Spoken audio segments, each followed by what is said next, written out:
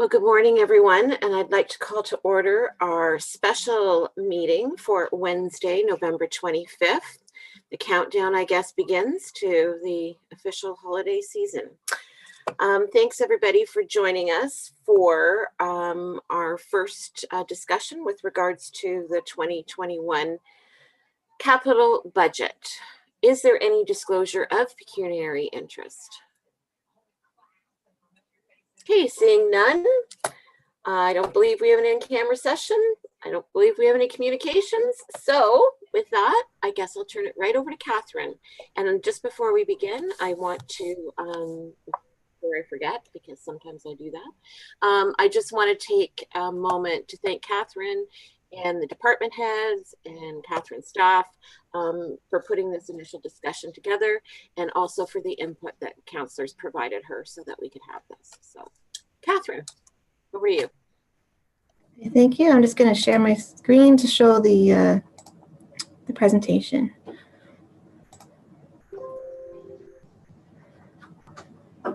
Yep. So, oops, too far. So today we're going to just have a discussion about the our capital budget items that we come up with. But before we get into those items, I just wanted to bring up what are different sources of funding that we have available for these projects. So we have the federal gas tax fund. We have about $237,000 that we can use. We had some carryover from 2020 and plus our 2021 allocation. I also have the OCIF. Although we don't know what that value is yet, nothing's been announced as far as funding goes for that. So it's there. If we have it, we'll use it. If it's not, we just means we have to use more reserves or other sources of funding. Of course, we always look to see if there's any government grants available. There's always maybe possible donations, and of course, the developer contributions. That's more for regards to the traffic light. And after all that's exhausted, we can look at the reserves and reserve funds. The reserves, I gave everybody I sent everyone a copy of our projected balances for 2020. So you can kind of have an idea of what kind of funds we have available to use out of there. That's basically our savings accounts in different areas, and you can always move money around within those. Reserve funds are obligatory funds, and that's basically our development charges funds that can only be used for certain things. And of course, one thing I did miss on this one, if all those are exhausted, you can always look at debt financing. Okay, so now we'll move on to what projects we have on the go or what we want to introduce. So in administration, we have our website redesign for the township. And that's a project that's currently underway this year. But it won't be finished until early next year. So we want to have a carryover for that because we won't capitalize that until it's finished. And we're proposing to fund that by the efficiency reserve. The value there, I think it'll come in a little bit less than that, but I kept that value in case for any contingencies, but it should be slightly less than that.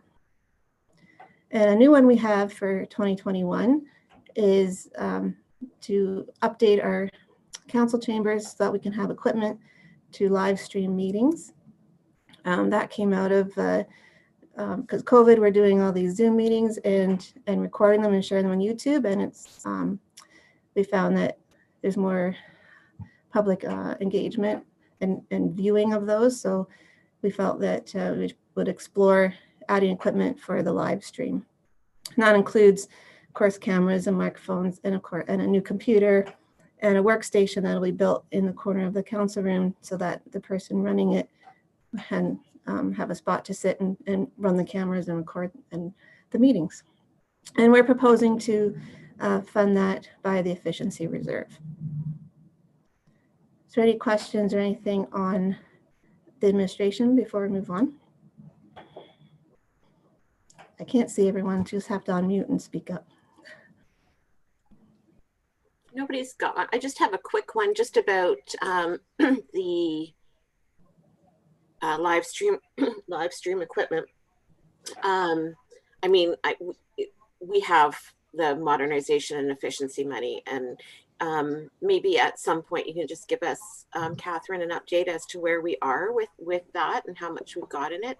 But I could this also be considered a COVID expenditure, since we're adapting to that way of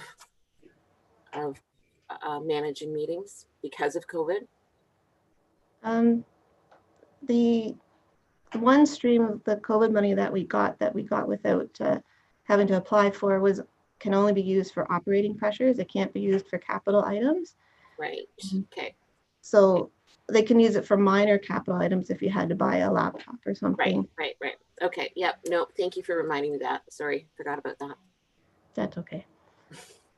But so we thought that we have a good chunk of money in our efficiency modernization reserve, and I think that would be a good spot to use this. No, I think that makes sense. Thank you. Okay. So if there's no other comments or questions on those, then I'll move on and I'll pass it off to Jeff to talk about Public Works.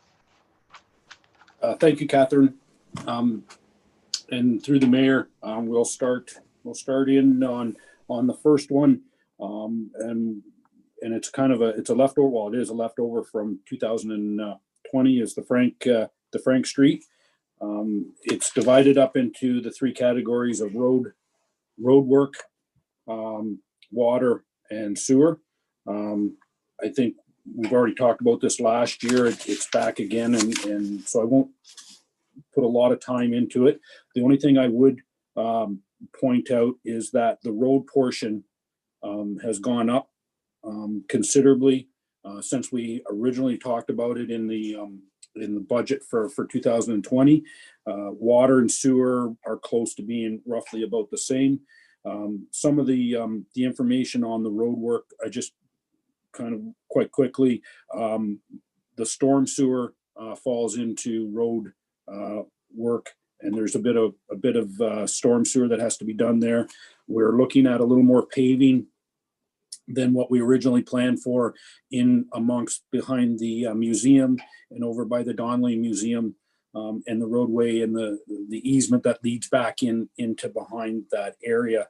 So there has been an increase in that cost. As well, I said to Catherine, it's a fine line between distinguishing what goes under road and what goes under sewer and water, because you have to open up the road to get to the sewer and water, and then you got to close everything back up to make it work. So, but at the same time, that was the breakdown that we discussed with Dylan going forward. So that's the Frank road work there, and we'll touch on the water and the sewer when they come up.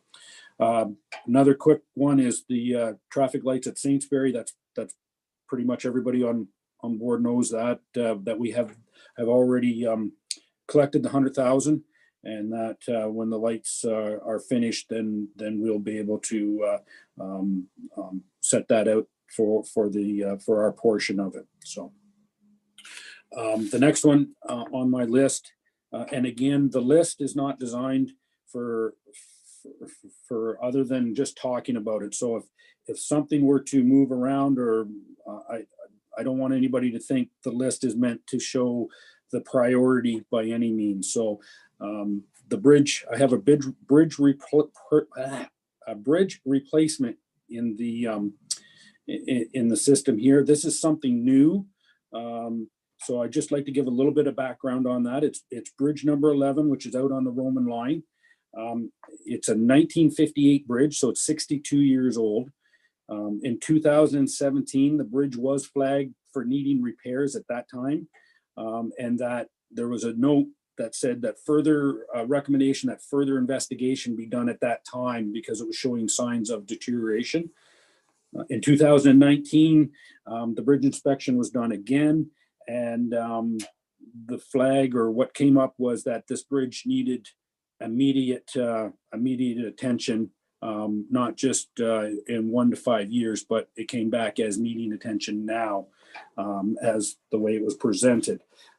Met on site, we're looking at with Spreetz, who did the inspection, and with Joe Dewan, the road supervisor, and it became quite apparent that there's large sections of this bridge that have basically fallen away underneath, and that is showing signs of considerable wear. And we didn't even get into the top portion because we have to take out the road to get to the top portion. So we would be looking at two options: replacement and basically rehabbing the bridge. We looked at rehabbing is going to be a major component. It would definitely be in the hundreds of thousands of dollars, and we would be rehabbing a 62-year-old bridge versus a bridge replacement of $500,000. I put this in here as a replacement, so that council, one of the things that we had in the budget last year that has now been a savings to us is the Wayland Line paving project that we're going to start in on. Now that the county has assumed that, we've taken that out of our 5-year plan. So what it comes down to is we don't have a road project at this point out in the country or in the Biddulph area that we were going to put pavement on. So we pulled back and looked at the next logical road asset to improve on, and it's this bridge. So upon talking to Catherine, it would be an ideal project that we could put towards our funding that we get for road improvements. And so that's why I lean more towards replacement rather than rehab.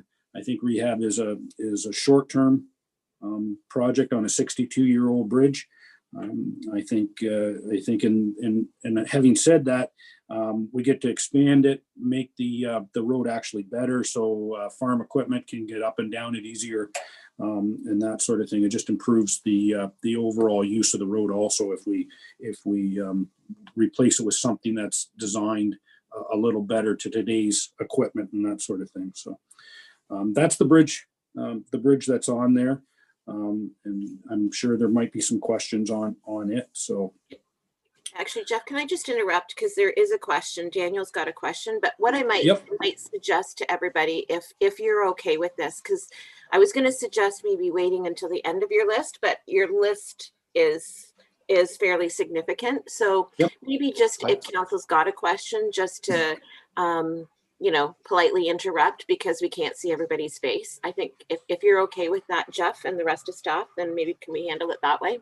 Nope, that would be great. Okay. All right, Daniel, go ahead. I can wait to the end, Madam Mayor, if you would prefer. No, I could just go ahead. Go ahead. Well, so Jeff, I'm just remember. So thank you. So Jeff, I remember some time ago that we had a meeting and there was a presentation in council about other roadworks and other bridges that may or may not need work. And I'm wondering if that should be part of this discussion as well, because I know there was some, and I'm just trying to remember, I was going through notes and I can't find it, but there were some other areas or other bridges that might need work or replacement coming up soon. And I'm just wondering if we're looking at those as well, or is that going to be something that's coming up later? And through the mayor, this is the one that I flagged previously. So there is not another bridge or large culvert in the next 1 to 5 year plan that will come up to be flagged to replacement. There's a bit of repair, but even that is minor. We actually are in pretty decent shape on our bridges. There's really nothing else flagged over the next 1 to 5 years. Okay, thank you, Jeff. Thank you, Madam Mayor. I was just concerned that we might be missing something. Thank you. Jeff, Peter Masterakos, how are you today? Good. Good. It might be, I think I mentioned in the past, and I'm not sure if the program's still there, but I guess the Canadian military, the combat engineer side, they sometimes will do training for municipalities and actually destroy bridges, build bridges at no cost to municipalities. So I don't know if that's still available or if it's something that staff can look at to see if that's an option. Just an FYI. Yeah, I definitely will write it down and take a look at it. The one note I would say with this bridge, and maybe I should have had this in my notes. This is a bridge that is actually it's on a slant. It doesn't run perpendicular with the road. It actually goes on an angle, which means that it's a big bridge. It's a large bridge. So I'm not sure. I'd have to make sure that this isn't just a simple small replacement. This actually is a fairly major piece of infrastructure in our system. So, but I definitely can write that down and see what's available, and see that. And the only reason I say that is how the engineering works out on something that's a little more complicated than a straightforward replacement, because it is an angle system there that has to be put back into place. But I certainly would follow up and see what else is available there. Thank you. Jeff, I might just have one question on this, and it may not be an option, and I don't know anything about it. And given that you've just kind of prepped that this is could be a more challenging project. But do you remember when the county replaced the bridge on Highbury by Prince Andrew? They used some sort of technology. I think that it was prefabbed, and essentially they took the old one out and put the new one in. And I just wondered if that's an option. I can't even remember the cost on that. But I know that from a timing perspective, it made the project very quick. And that's a really good question. So the key there, though, I think is the quickness of the project. Because the Roman line, if we pick the right time, we can shut it down. Right. And close it off. And that actually will bring costs down. You actually pay a little higher for the precast than coming out and actually pouring the bridge on site. But that's where you got to make the decision on a county road. Timing is everything, where I think in this position, we have the ability to have a road closure that could be in place, with proper communication for a length of time that we could actually save money by doing it on site. Right. Okay. Thanks for that. Now one note I will note, just so that we make sure we have all the information, the amount that's in here is for a concrete replacement. So that's a replacement for what's there. There is the ability to put in steel piping. It's still a pretty major project if we put steel piping in. We would be saving, there would be some savings there, and I can bring that back to council on those savings. But then again, we'd have to look at, concrete has such a longer life span than steel. Steel is a shorter lifespan. So it becomes, do you pay the little extra and get the concrete in place, or do you, if we do need to, we can put steel piping in. Okay. Thank you. The other thing, and maybe I should make sure that everybody's aware of, is that there is a steel pipe close to this bridge. In our discussions with Spreetz, that we're looking at, giving me the preliminary details on this. We asked why we couldn't just go with the steel pipe that is similar in the same area. That pipe was never engineered to handle the water flows, and that there is flooding and backup at that a portion of the road, and that they recommend that with the higher rains and the more water that we're putting through our system, that steel pipe that's nearby is not near big enough to handle the flows. So I just want to make sure everybody was aware that if somebody would say, well, there's a steel pipe right next to it, or not right next to it, but just down the stream, there's a reason why we're being told that we need to upsize or keep with, I shouldn't say we're upsizing, we're keeping with the standard that's there already, rather than going down in size. So I'm just, okay. The next one is the sand salt shed on the list. I think this was on the list last year, and we were hoping that we would get a reprieve and be able to stay with the MTO. We had another meeting. We've had a couple of meetings this year. We had another meeting in September. The MTO again has said they need our space. They want it to put extra salt storage in, and made it very clear that they needed that. As well, with the COVID situation that came along, we almost lost access there. They've done a great job at arranging things for us to work there through the COVID situation. But it became quite clear that we were almost left hanging with no salt storage. When the COVID stuff came through. So things went a little sideways there, and I appreciate everybody working with us to allow us to get back into that building for this year. So, and in conversations with the road supervisor, he's looked at how things have not deteriorated, have changed over the years, and we really are not a master of our own ship anymore.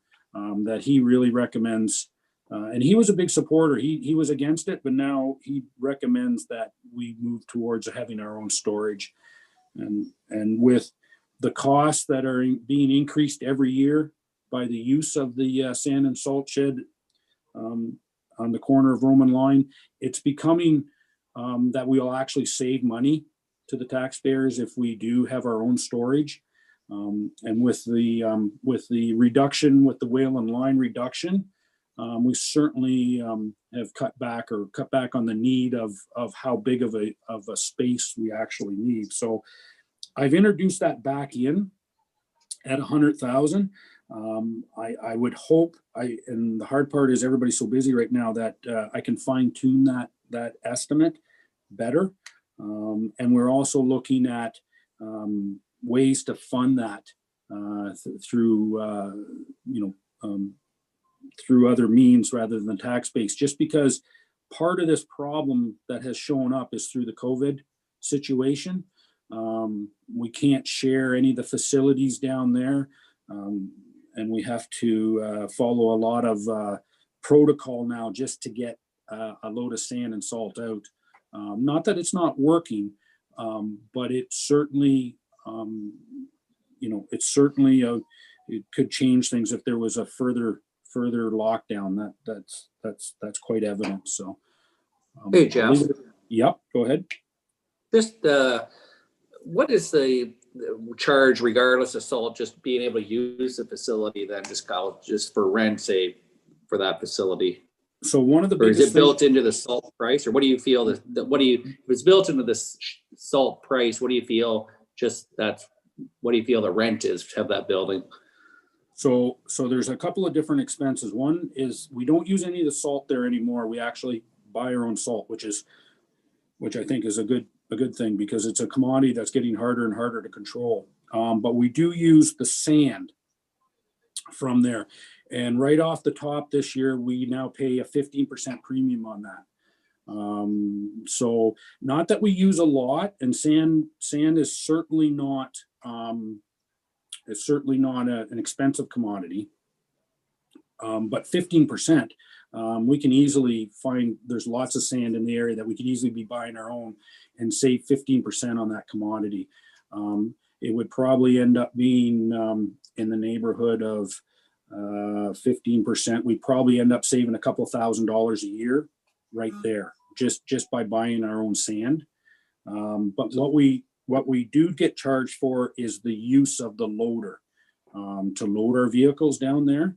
and there's a flat fee every time we start it of I believe it's $25 every time we start it. So if we mix our sand up, we get charged. If we load a truck, we get charged. If we have to dump a load off and push it back in the pile, we get charged. So we end up looking at probably in the neighborhood of $13,000 a year on fees on some of that stuff, that depending on how busy the year is. And that may go down a little bit because we're not going to pull out as much material this year without the Whalen line. We're finding that we certainly will not be using as much material, but it gets to the point now where we have to budget about $15,000 to use that facility. That's what I was wondering. I was surprised how low the number was, 100,000 for the salt sand shed. So basically the 15,000 a year could fund a loan to pay that anyways. So if that 100,000 is correct, so basically that could just, yeah, no, that's good, because that 15,000 a year would float 100,000 easy.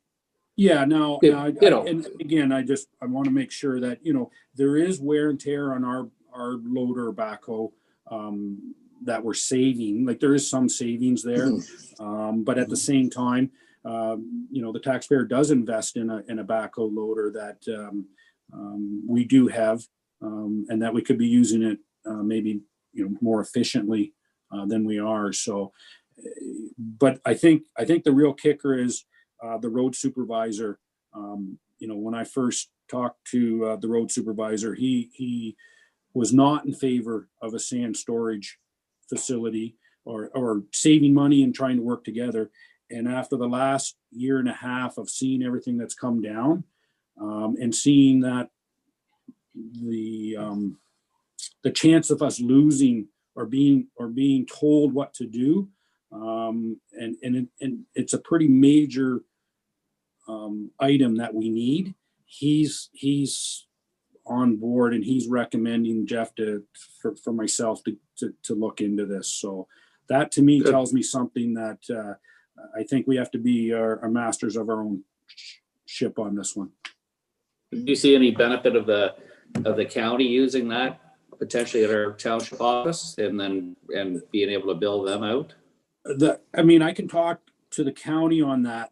The ideal situation right now is, because we would not store a lot of salt or sand salt mixed together, that we would not even fall under the salt management plan. We don't use enough to be regulated. So the nice idea about keeping it small and compact is we don't fall under the ministry, and we don't have to apply. We don't have to put in a salt management plan, and it's nice to keep things small that way. Like we got the land. Does the county need the area? Is it almost a flip where we would just have the county potentially do the salt management plan, have if their needs as they grow and like they're taking over that road? Anyways, just talking out loud, just an interesting potential angle going the other way too. Exactly. And I think that's a discussion I can have with Chris at the county, just to see if he's interested. But at the starting point, this is kind of our starting point here, and then we can see where it goes. Yeah. All right. Thanks.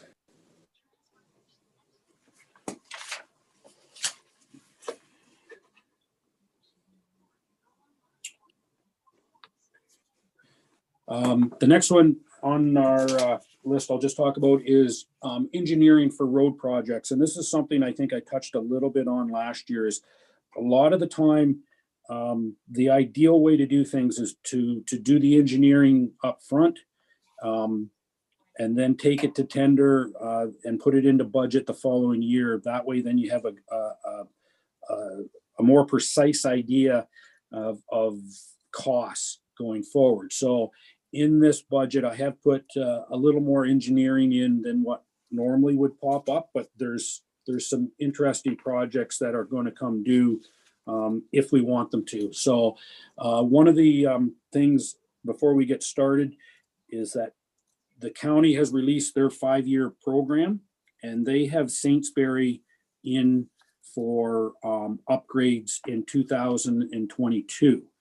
The county's great. We do not have to do Saintsbury in 2022. We can, as a municipality, we can work with the county and we can push that back if we believe we want to. But they've penciled us in for the upgrade to Saintsbury in 2022. Connected with 2022 in Saintsbury is Alice Street. Alice Street is, the county would like to do both projects together, and I get it. It'll be a better price on the paving to go through. Alice Street is on our asset management plan as needing upgrades. It needs upgrades in both sewer and water. And as well, I think if anybody's walking along the area, I think we'll realize we need to bring the sidewalks and that infrastructure in the boulevard up to today's standards as well. So I've included Alice Street for engineering in 2021 with the plan to complete it in 2022 with the along with the county. And that's why Alice Street there. You'll see underneath it, Saintsbury line. I've included funding to Saintsbury line. The one thing on Saintsbury line is there's been no defining line in the sand where we're going to. So for instance, are we going to go to Duchess with upgrades? Are we going to Alice? Are we going to Kent? That's one of the things that again is open, I think a little bit open to discussion with council on the first stage of bringing Saintsbury up to an urban standard. I think one of the things I've been questioned a lot is because we started the storm and we've started a bunch down there, why we're not doing it. So I think the public knows this is coming and I think they want it. I've been contacted by a number of residents on Saintsbury line already asking questions about this. So I put 50,000 in. The engineering that was done previously for the water line, or not the water line, for the traffic lights and the storm water that has gone up already to Francis. That engineering, one thing, the engineering was done for basically urbanizing that section. So the good news is we don't have to pay for any more engineering on that section. We've got that done. So it's basically from Francis Street north. And that discussion with council is a stage, how we want to present that or how we want to go forward with that in what stage. So, and that doesn't have to be decided, obviously in the short term. That can be discussed going forward, because the nice part about this is when we plan the engineering, we can change as we go. We can change things on the fly. And then that way, the plan is for 2022 to move forward with the reconstruction. Again, I just wanted to make sure everybody's aware that the county is not by any means telling us we have to do this in 2022. They've just penciled it in and are very reasonable to work with us on this because they know it's going to be a huge commitment for us, for Saintsbury and Alice Street. Alice Street will be funded mainly through water and sewer because that's what is going to be done there. The county will pick up the road portion, but there will be boulevard road portion there for sidewalks and curbs and stormwater. Stormwater is a major one on Alice Street to get a little better drainage through that area. And then on Saintsbury, Saintsbury's line, we've always talked about that. A large part of that will be through the development charges. We have been collecting some for that.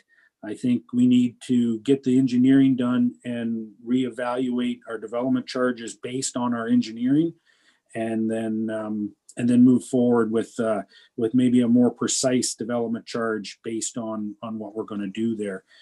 The nice portion, I think I've said this, on development charges is that we can go ahead with the Saintsbury line, and we can back charge what we need to do there if we find that we do not have enough money in the development charges presently, and that we do not have to be trying to do these projects and have the money sitting in the bank, that we can, or in a reserve account, I should say, and that we can go ahead with a project and back charge it through the system. So that was one of the questions we had for BM Ross, who does our development charges. So, and before I open up to questions, I have Queen Street. I have $25,000 in Queen Street with the Asabo fields coming through, and our water tower, and our water filling station there. We always had the plan to upgrade Queen Street Community Drive. We have been collecting development charges on that. And although when we work with the developer on his section of road, which this will not be, I would put, this is not engineering for the developer section of road. This is engineering for our section that's pre-existing, to meet our needs of having a water station in the area, as well as bringing it up to a standard that can meet the developers' roads that they'll be required to install. And again, I'll just point out that at this point, we are not extending Queen Street or Community Ave further past into the park area. That will be a discussion for a later time. This is only for the section that comes off William and involves the water tower. So I'll open it up to questions on the engineering side of things.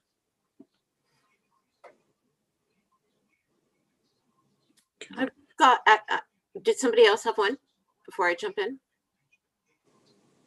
Okay, I'll go ahead. So just on the funding for these, and maybe this is more looking at when we actually get into the project, into the sidewalks for Alice and Saintsbury, and it could be a stretch but you know, I guess I think there's not sidewalks on Saintsbury now. If there's some sort of, you know, walkability grant out there, you know, there's all sorts of, there's all sorts of initiatives out there to make your community more walkable, and, you know, green initiatives. Could that be a source of funding for a project like this? And that, I mean, I'm just putting it out there, just to think about. 2022 is not that far away, and again, you know, thinking about maybe being a little bit creative when we think of these grants. Is there anything we can start doing to prepare for that sort of application now? And again, great question. Saintsbury, I would have to look into it more, just because it's a new upgrade.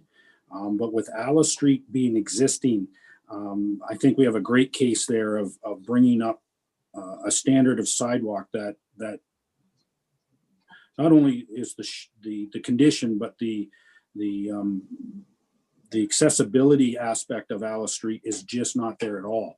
So I think there's a great chance that we can, once we get the engineering in place, and once we get some idea of where we're going, I think the first thing we do is look to see what accessibility funding is out there, particularly on Alice Street, because of the upgrade and trying to get it to connecting with Main Street and the school down Beach Street, I think is huge. And I think there's something there to look at for sure. Saintsbury, I'm not unfamiliar with that, just because it's a brand new project, but definitely green. On the green side of things, though, there might be some funding on Saintsbury, because one of the items that would be good to bring up while we're doing the engineering, and the county has already looked at some of this, is, are we looking at bike lanes? Are we looking at a more of a trail type walkway on Saintsbury because we have the space of the county road? That won't happen on Alice because there's not enough room on Alice. We'll barely be able to get a sidewalk on Alice. But I think the green side in the modernization of Saintsbury would be something to look at there. I think, and again, that's, you have to be in connection with Chris on that. But I think bike lanes or some sort of biking area would be a real good addition to the Saintsbury area. So I know because I mean, that would make perfect sense to be putting bike lanes in at that time.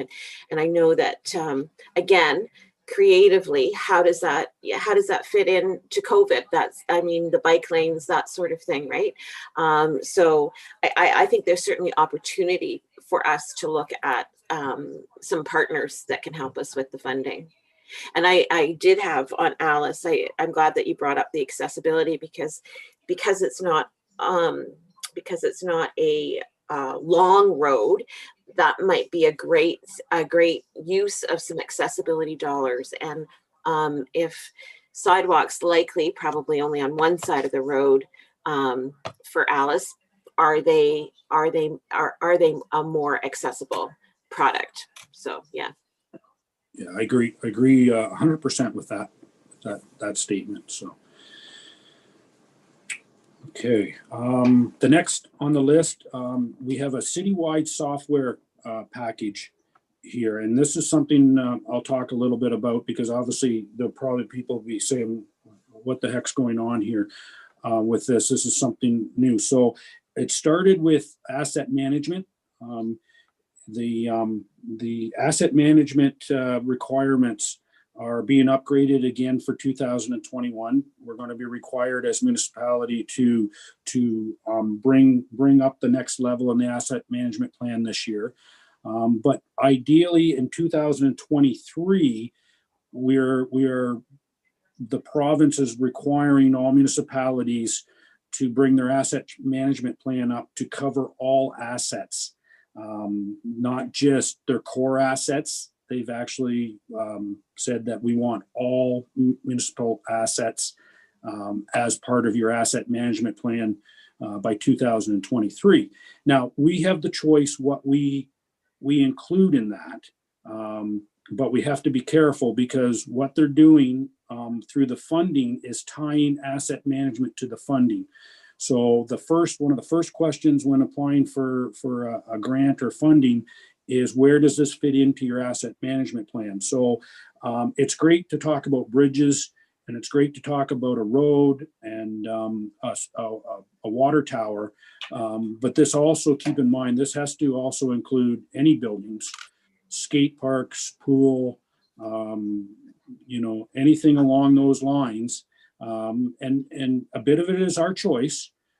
But at the same time, if there was ever a need for funding coming back, like on sidewalks, their first question is going to be, where does this fit into your asset management plan? So by 2023, we're going to have to have our asset management plan pretty detailed in how we're moving forward. And that's based on a 10-year plan. It's based on service levels. There's all sorts of things that go into the asset management plan. And I think you already know that because the one that was done a couple of years ago touched on all this, and we certainly are not behind in the asset management plan by any means. It's just we have to take the next step. So by taking the next step, we have to define a lot of our assets. We have to break down our water towers, our plants. We have to break down our buildings a little better. So we need to know what is in a building that may need to be replaced.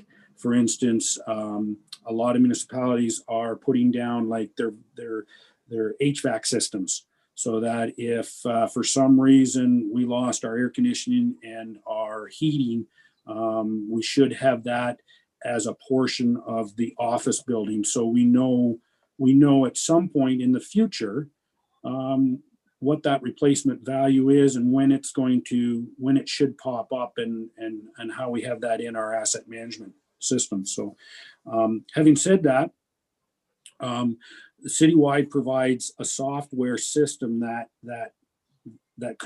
basically manages your asset management plan. Pretty much, I don't know of any engineering firm out there that cannot provide information that goes right into Citywide. Citywide is being used by North Middlesex, Southwest Middlesex, Strathroy Caradoc, and Thames Center. And the county is looking at it also as I speak. So they've been out talking to Chris and the road department on introducing Citywide at the county also. So, and part of Citywide is a maintenance management tool. It's another module that can be added. And what the management tool does for us is it introduces, and it sounds very official, but it introduces a work permit order system. So we can control, for instance, we can control all our locates that come in. So when Julie and the staff are processing locates, Citywide can make it easier to make that happen. Right now we're processing 1,800 locates a year. And so it would fit right into the software there and allow us to be more efficient on how we do that. We would fit it into our water meter installs, which is not a lot each year. It's, obviously when a new house is built and there's a few replacements through the year when old ones quit. But there will be a time when we have to go back and replace every single water meter in the municipality. And how we trace that and how we replace it, it is one of the bigger assets we have in our asset management system. We actually have it in our water financial plan. It'll probably, I think it's listed at about $170,000. But that will come up again. And again, this software helps us manage that and allows us to control that and connects with not only the asset management, but actually the work getting done. Another aspect of the maintenance management tool, and I'm just giving you a little background on this. One of the things that when I came and we talked to Ron, and one of the things that we've been wanting to introduce is a system that we can monitor the work being done. So for instance, right now, we rely on a paper trail. So if a snowplow does plow Fallon Drive or plows Spencer Ave, we rely on the driver to fill out a logbook. So if there's a lawsuit later on, we can go back and pull up the paper trail. Basically, that's basically the old way of doing things. Most municipalities, I'm not sure even if we're one of the last ones in Middlesex County. Most of the equipment is GPSed, and that's followed through any work we do, whether it's grading a road, mowing a park, sanding, salting, going and fixing a sign.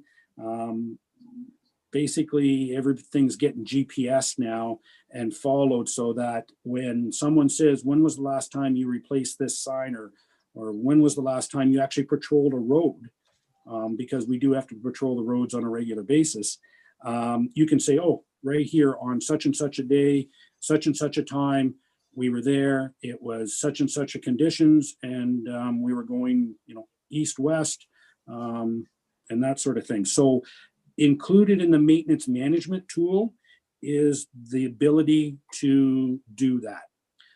So that basically how that works is we use a smartphone or a tablet, and all we do is turn the app on, and the app then follows us around for the day, and we can punch in the work we do. We can take pictures of the work we do, and then it gets back and it's held in a system that then we can access if we need to. So I think that's one of the important reasons why I went towards introducing the maintenance management tool to council with this connected to the asset management plan, because they all talk to one another. So if we do go out and do bridge work on the maintenance side of things, it tells the asset management plan that, hey, the guys were out and did such and such on such and such a date. So it's nice that the two systems communicate with one another.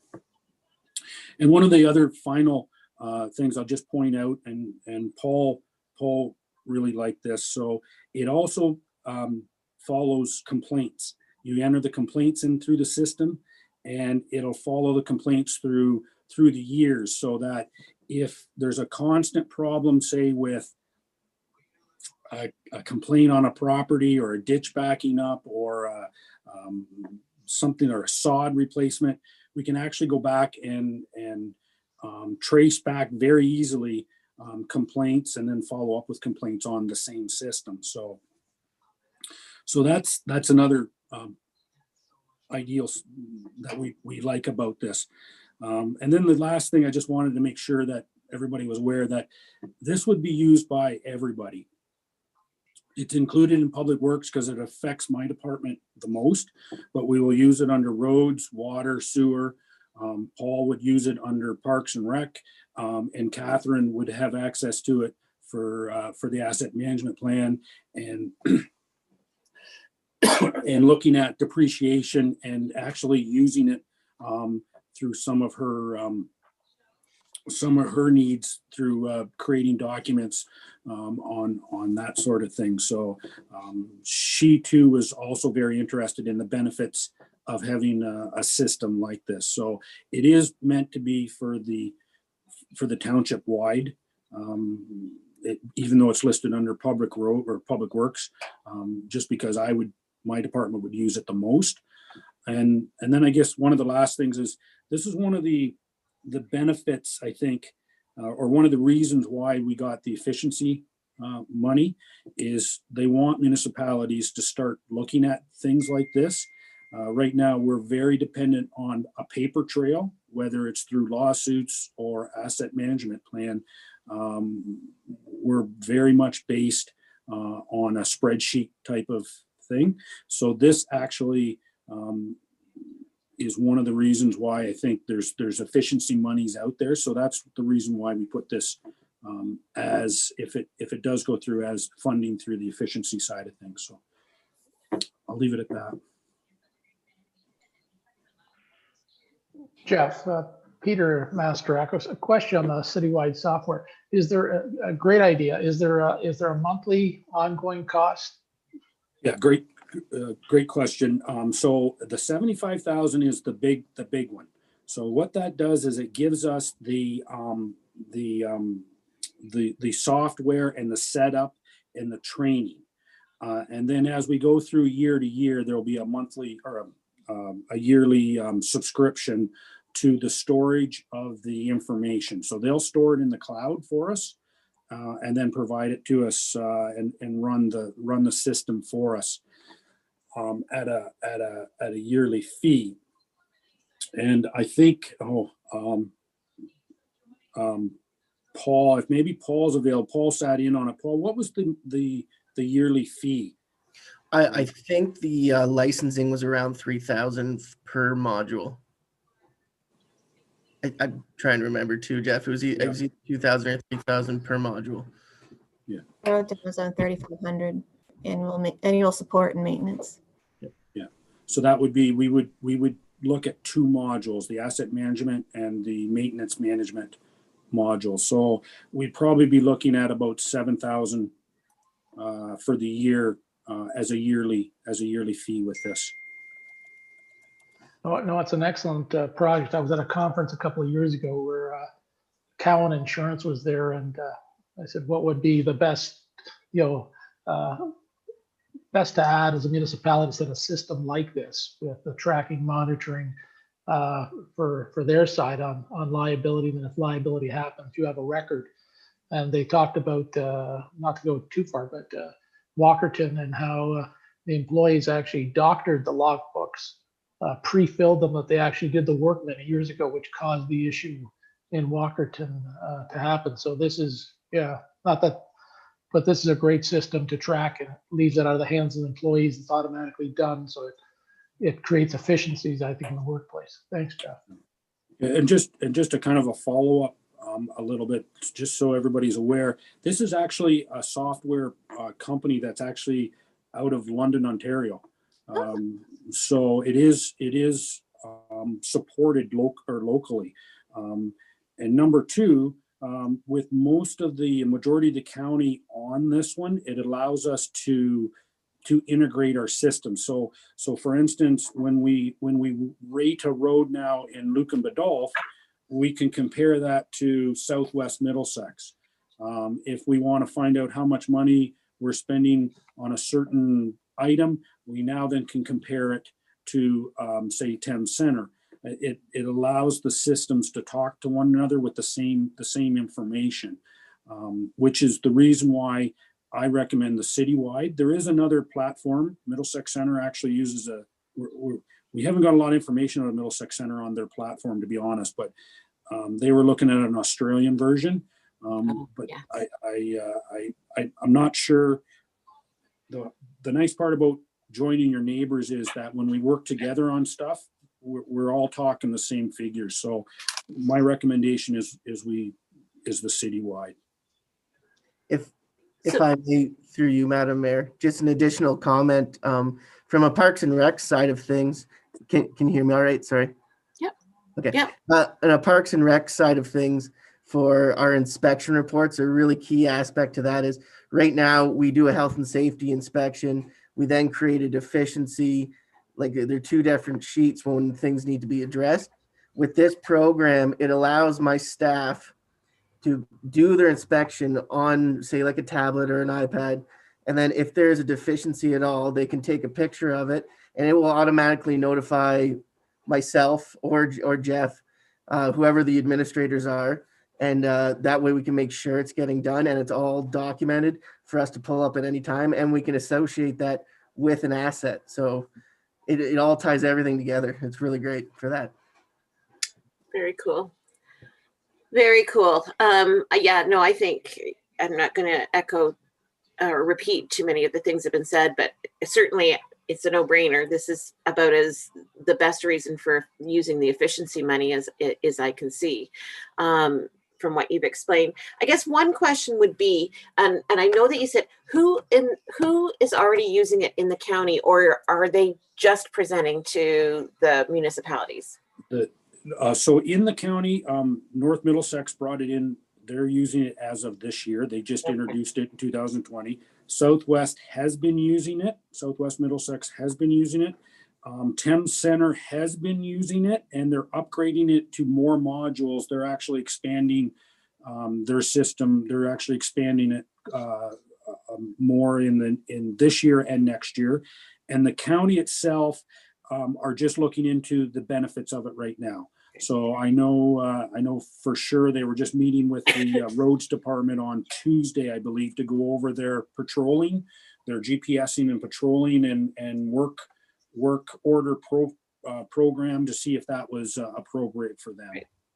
Just wondering, I mean, if there's already municipalities that are already using it and it's already been integrated into their system, I just wonder if there'd be opportunity almost like for a bulk buying agreement with them or something like that.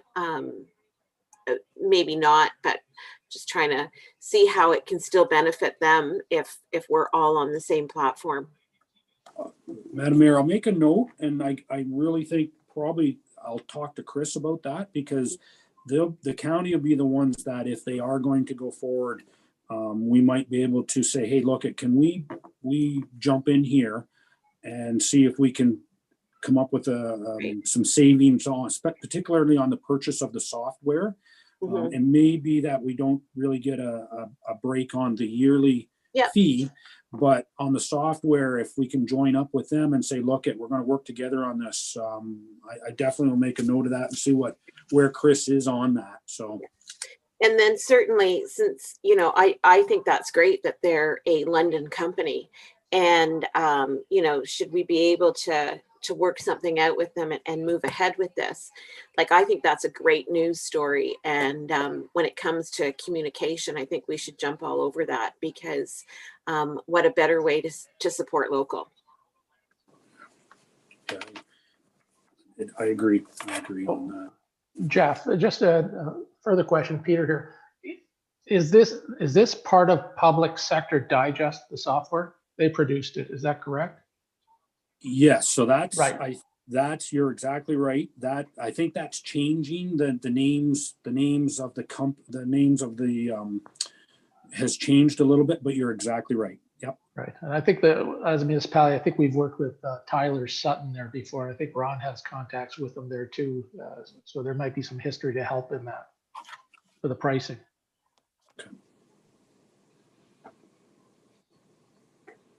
Okay.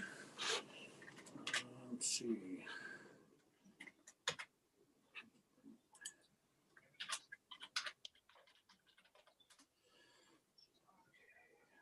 Okay, so I'll switch to water. Again, I won't spend too long on the Frank Street portion. It's close to being the same as it was last year. There's really not a change there. The one that's added there, and I just wanted to point out, was the generator upgrades. That's mainly the booster station where the water comes in. And one of the things before I go, and I think I'll just touch on it now, is that generator upgrades have been required for about 3 years now. And it came to light when we had that power outage, and our fuel supplier could not fill any of our generators. We actually had to have staff arrange to have fuel put in the generators. Even at the office, a brand new generator does not meet fuel code.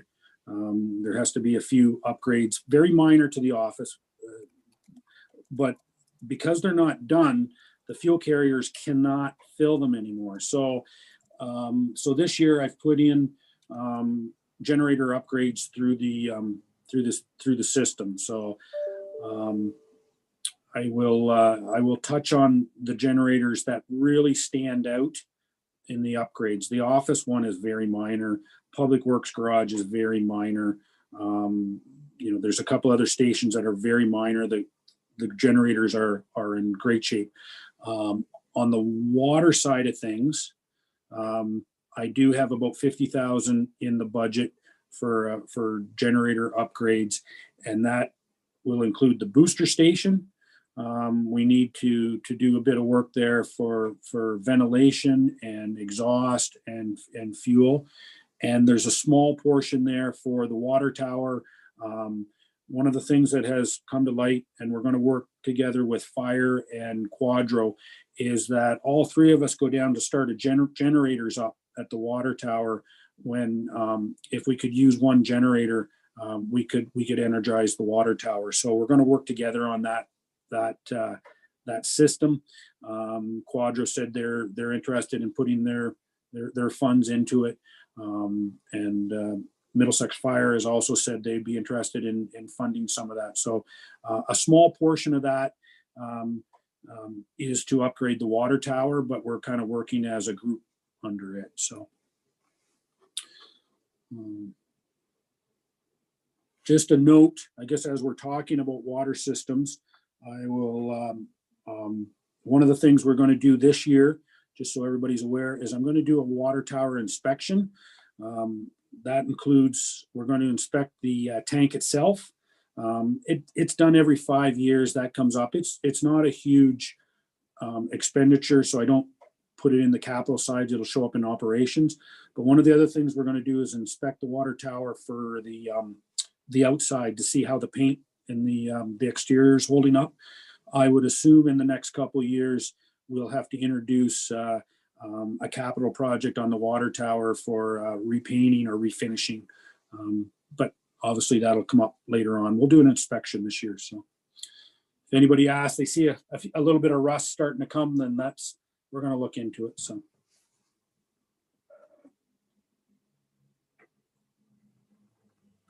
Does anybody have any questions on the water side of things? Okay. We'll switch over to sewer. Here's the one that's going to be interesting for us over the next few years. I think I've repeat myself when I say we need a roadmap on this, and it's a roadmap that's going to go up a hill and down a curve and around a bend. That's for sure. So Frank Street's in there for the sewer portion. Again, it did not change that much as the estimate. It'll be funded out of sewer reserves. That's fairly straightforward. The one I want to talk about a little bit is generator upgrades for the sewer side of things is pegged at $120,000. We have some major upgrades at the Chestnut pumping station. We have some major upgrades at the Lucan wastewater plant, as well as we have some repairs to do at the Granton wastewater plant, all to do with generators and their ability to meet today's standards. Interesting side note, when the wastewater treatment plant, for instance, went in, the generator was put in, it was never certified. It was put in and everything's great and it's good, but we never got it certified.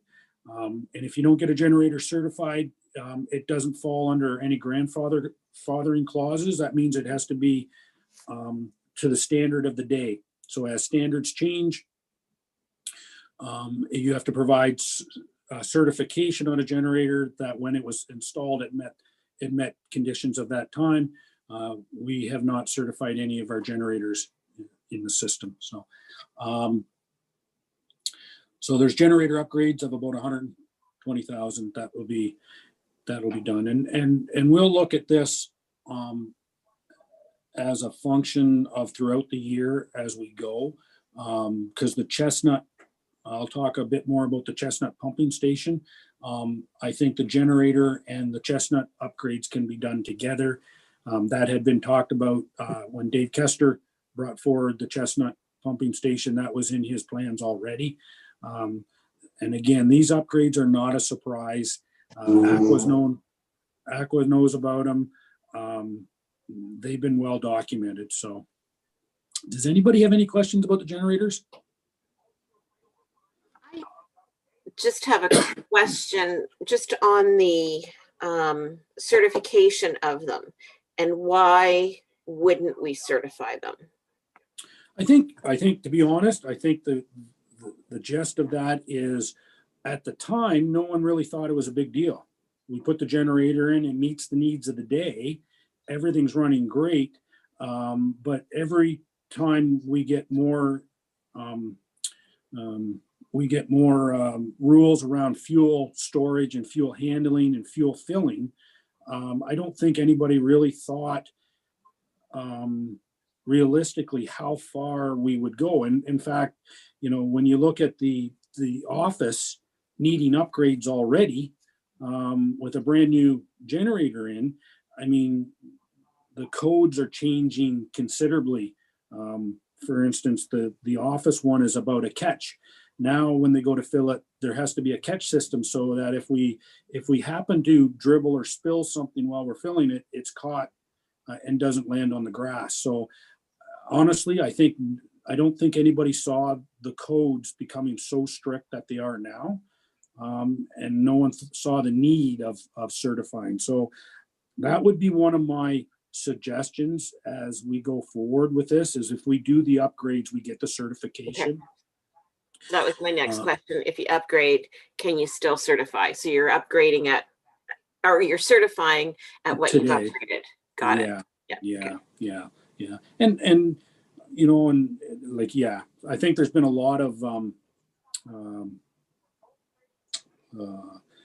information come through on generators also. For instance, the one at the wastewater treatment plant is built inside the building, in the center of the building. So when it turns on, we have to bring in air into the building. And no one really thought much. If we didn't have a big enough opening, it just felt like like there's a vacuum in the building. Well, through health and safety codes, you can't do that anymore. So, they're realizing that, yeah, that once was okay, but now you got to bring this stuff up to standards, especially if you're working in the building. So, so anyways, I'll go on to now. We all know that there's an expansion coming at the wastewater treatment plant. There was a headworks replacement because our systems out there are failing on the headworks. And in the background, there's always been an upgrade to the Chestnut pumping station, and the Chestnut pumping station revolved around modernizing it so that it was automatic. Right now, it is not failing.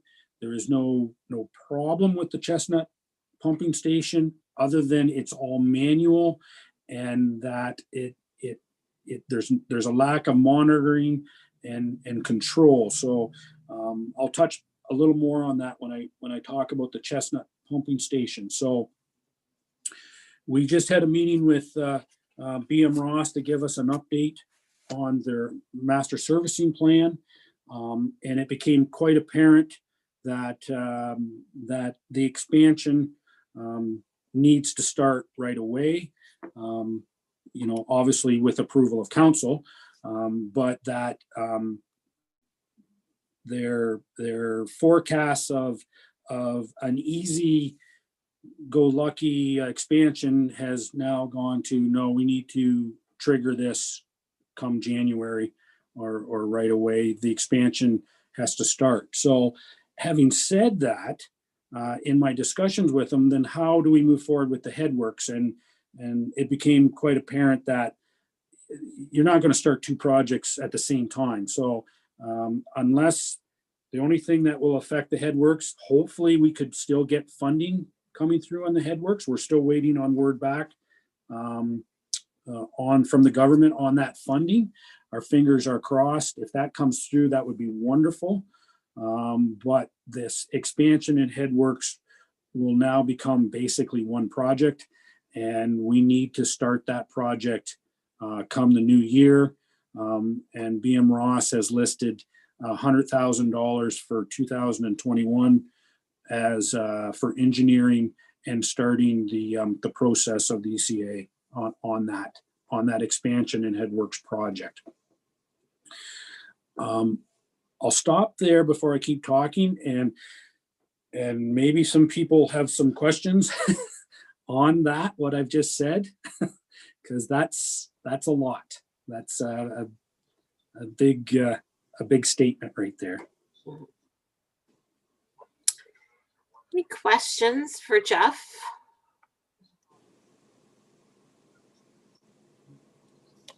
Everybody's thinking. I know.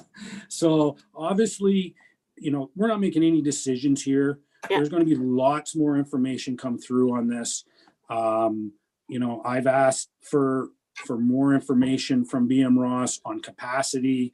There's been a few things have changed. At council, I'm going to bring forward a discussion on where we sit with the expansion. So I'm going to bring much more information on where we're sitting at the present moment and why it seemed to be that we had lots of time and now we don't have lots of time. When it comes to funding, and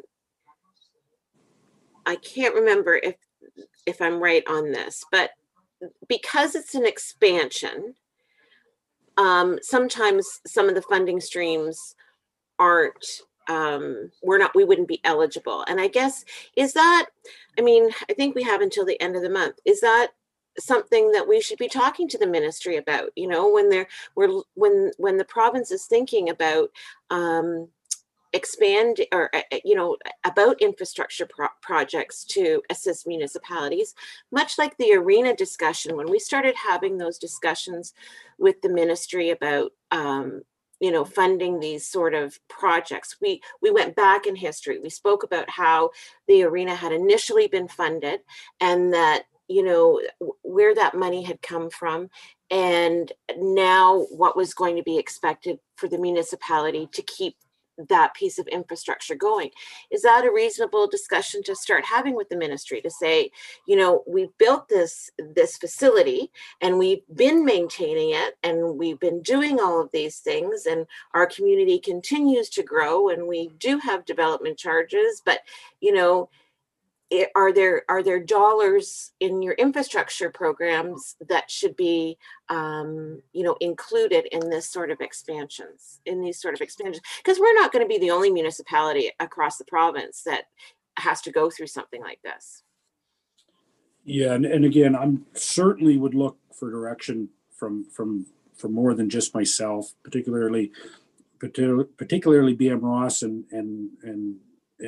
Ron on this. But you know, one of the things that was mentioned when you do expand, they want development charges, or they want funding for expansion to follow the expansion of the town. Having said that, going back to the headwork system that's failing, there is the need for that replacement, and there is an argument to go back to and that's why we put in a grant, we put in a request for funding for the headworks. But it was made very clear to me that do not discuss expansion right with the headworks. So, you know, and again, I certainly am not an expert by any means on this, but I have a feeling that if we talk about expansion of the plant, we have to be careful on the funding side of things. Yeah. If there was a reason that we could change the current existing facility to be more green, to be energy efficient, to and just for replacement. I mean, BM Ross was very proactive that if we could get funding for the headworks, like they were on it, and we're all hoping, right? It's still in the process. So I'm just not sure the expansion word cuts us off from funding on that. That would be I would have to look more into that, to be honest. Mm-hmm. Mm-hmm. So there's going to be a lot more information come through on this. This is certainly not something, we put the 100,000 in there. That's directly from BM Ross to say, look, if you want to get this started, this is what it's going to cost. So I'll leave it at that. And just with the idea that we know there's going to be a lot more planning, discussion, and approval on this. I'd just like to move to the Chestnut pumping station. So one of the items in the master servicing plan that was directly pointed out yesterday was the upgrades to Chestnut need to be done. And Chestnut has been in the works, I think predates Dave being here, to be honest. I think it goes back considerably, which is interesting. In the process, over 5 years, the upgrades keep expanding because we're putting more product through that system. The pumps are changing, the requirements are changing, and the automation keeps changing. So the original plan and the recommendation by BM Ross under the master servicing plan is we've got to put automation into the Chestnut station. And where this comes to is as we are reaching our capacity of our plant, we're having to put flows to the lagoons more and more. So as the plant just cannot, when the heavy flows happen, they have to go to the lagoon, which is fine. It's a great benefit to the municipality to have those lagoons. And the ministry has just asked us to take those flows back out and put them back through the plant. So the idea is to put automation into the Chestnut plant so that when we pump a cubic meter of sewage into the lagoon, in the middle of the night, through automation, we can turn the valves and bring that 1 meter of sewage back through the pumping station and put it back through the plant. And that's what the ministry wants. And we're going to be doing that considerably over the next 4 years as the plant reaches its capacity as it stands. So one of the things that was pointed out to us is that that automation needs to happen. We need to upgrade the computer system and the circuitry and the whole electronic system that runs the Chestnut pumping station there. So as well as as a side note, the generator modifications there are around $60,000. So having said that, originally Dave in a few years ago had in the budget about $400,000 to work on Chestnut. We're looking more closer to today's about 600,000. So I will be working with Stantec because they were the original engineers on that to bring back more information to council on that. But just from preliminary discussions with Stantec, it's going to be around $600,000 to upgrade the Chestnut pumping station. Now, I think one of the good news is that the expansion or headworks or any of the work done out at the plant will be done. Really, the big lifting there will be done in 2023, 2024. So we do have time to upgrade the Chestnut pumping station, whether it's this coming year or 2022. We do have the ability to do that, and maybe it's a project we do over 2 years to spread that 600,000 out to better suit as we bring money into our reserves through our capital funding on the sanitary side. So does anybody have any questions about the Chestnut?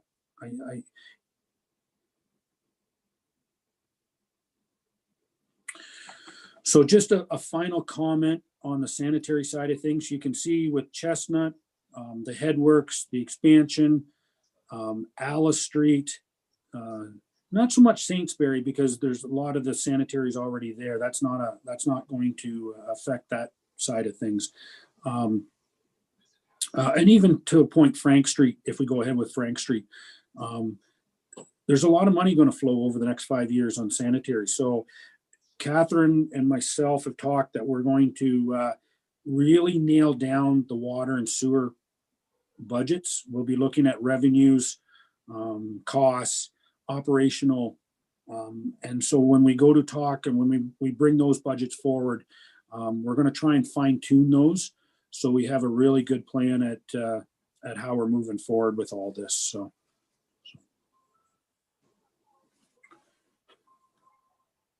Before I leave it off with Paul over to Parks and Rec, the one comment I will make, and again, I'm just giving information, is the Frank Street construction project, although it was a 2020 project and it is at the top of the list for 2021, and we'd like to keep moving along with some of this upgrades that need to be done, and it is in the asset management plan. It to me is open for discussion whether it needs to be delayed a year. It's not a mandatory thing. It looks like we're going to go to tender in December in the next couple of weeks. But I just would let council know that even though this has been discussed a lot, at this point, it has not gone out to tender, and it'll be going out to tender in December with a close in January. So I just leave that on the table for everybody.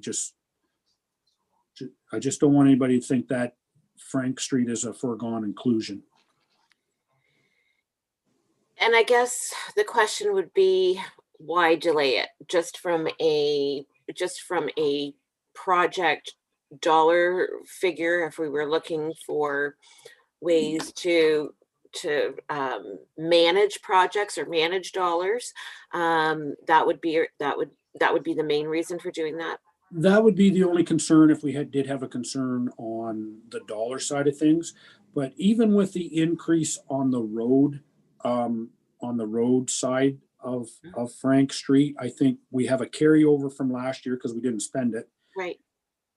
And that we would be allocating some more to the roadside in 2021 to a project also. So I would think we would let Catherine bring through further information on funding.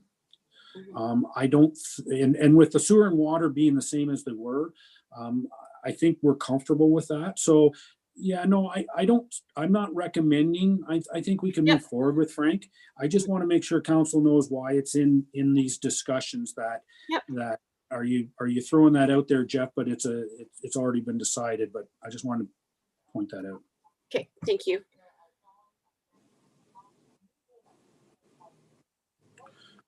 Okay.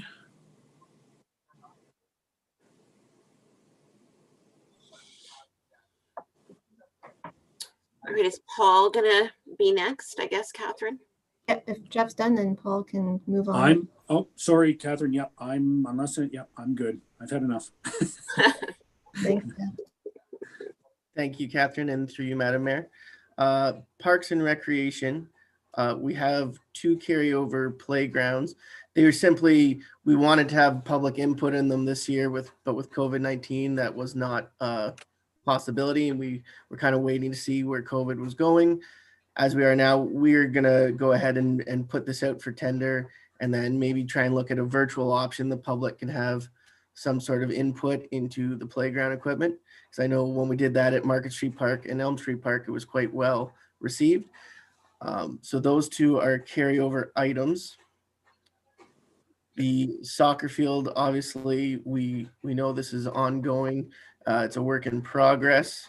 The dollar amount is still to be completely determined depending on what the project looks like and how it evolves, as well as possible soccer's contribution to whatever that project ends up looking like in the end.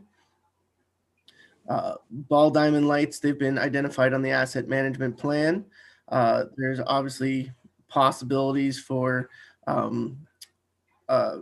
electrical savings grants like LAS and so forth. There, if we switch to LEDs, mind you, the switch to LEDs might inflate the cost, as this cost was originally determined based upon what was there was the metal halide lights. I am going to meet with Mike Thompson from Minor Ball and hopefully maybe KL, just to kind of look at scope of what this could cost to determine if this number is still accurate or not. That would be the main concern for that one. With those 3, are there any questions for those 3?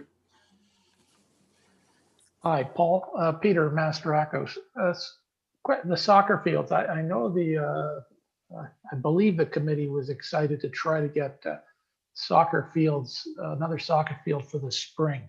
So without a number there, it doesn't seem like, it may not seem to them like we have a commitment towards working towards that. Because it's leaving that blank. As we see, ball diamond lights are 150,000. If we have a new field somewhere, I'm assuming we need lights and they may cost the same and so forth. Is there a further analysis you can do on that to see if we can put something forward that may be more concrete of looking to do something for soccer in the spring, just have some numbers behind it? Madam Mayor, if I may respond to that question. Yep. So through to Councillor Masterakis, we're going to have, actually the lawyer has just sent the final letter of intent draft document. So that's coming forward to council on Tuesday. So we're going to need an in-camera discussion to move that forward. But I think there needs to be some further discussion because I've had some further comments from a couple members of council. So I think there's some further council discussion that needs to happen before that letter of intent is finalized. But yes, we are definitely moving forward in that direction. And we definitely want to do something and get that started in 2021 for sure. Thank you, Ron. And just if I may as well, I have also reached out to the Soccer Association to just finalize what their needs would be right off the bat for capital investment, like nets and lights or washrooms or what have you. Thank you very much, Paul. Paul, just before you move on to the next slide, just with regards to the playgrounds, can you just quickly go through the process? You said go to tender and then public process. So do you tender them out and then design them, or how does that work? Typically, part of the tendering for playground equipments, we would ask for 2 designs based upon the age range of the play equipment that's there now. Sometimes there'll be 2 different age ranges, and we ask them to have an equivalent of what is already present or within the budget. And then we ask from 2 different designs, and then we'll obviously price would be the consideration for our side of things, but maybe to have public input before we've shown them the different designs. And often I believe the last one we had almost like a youth group come in, Right. and they sat down and they reviewed the designs and they kind of voted on which they like best, and that's taken in consideration as well as the cost. And then I guess just again with that question, with that same sort of line of thinking, but with accessibility, I know there's that one accessibility grant out there, and I know Councillor Westman has a couple of ideas about maybe how that one grant could be spent, which hopefully he'll bring up later. But and I can't remember what the deadline was for that grant. I think maybe it's probably too quick a turnaround for something like this. But if we had an accessibility feature in the playground, perhaps maybe there might be some funding opportunities out there. Yep. In each playground too, we always ask for AODA to be addressed. Yep. If there's no other questions, I will move on. Community Center Phase 2. Obviously, we are still waiting for the funding announcement, unfortunately. But part of this, we also need to think about the tennis court relocation, skate park relocation, as well as we need to confirm main hall furnace that was not originally on the Phase 2 plans, as I've confirmed with Spreets, but they're due to be replaced. So should this become part of that capital project or just be its own project, they would definitely have it addressed in engineering. So it would be all part of a brand new, tied into the new HVAC units. And then there's also the consideration for new furniture, linens, appliances, so forth for the space. Obviously, that can't be determined until we know the funding of Phase 2, because if funding changes, council may choose to change Phase 2, what it looks like, what it is, and therefore the requirements for those. So I think the conversation for council would be the tennis court and skate park. Is that something we should go ahead and go look at now, or should we wait for Phase 2 funding? Because as it's going right now, we don't know if that would be 2021 or 2022.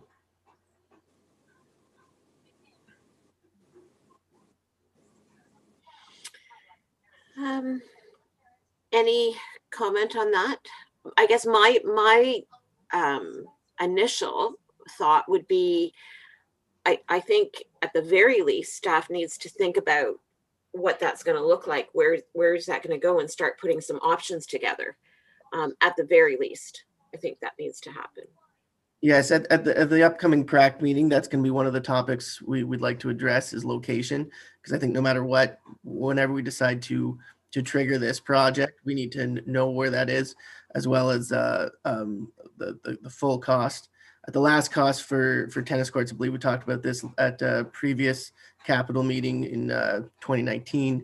It was sitting at around $50,000. That may have changed now with COVID-19. The construction material and supplies have gone up, so I will be providing an updated number on that.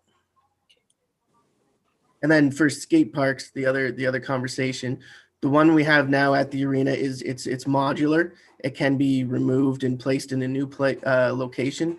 So I think the other conversation would be, do we want to relocate that one, or do we want to relocate and expand?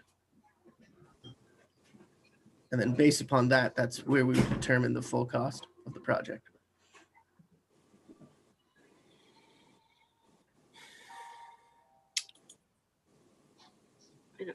Any other input from anyone on that? I would just wait for further information and more costs on what that looks like.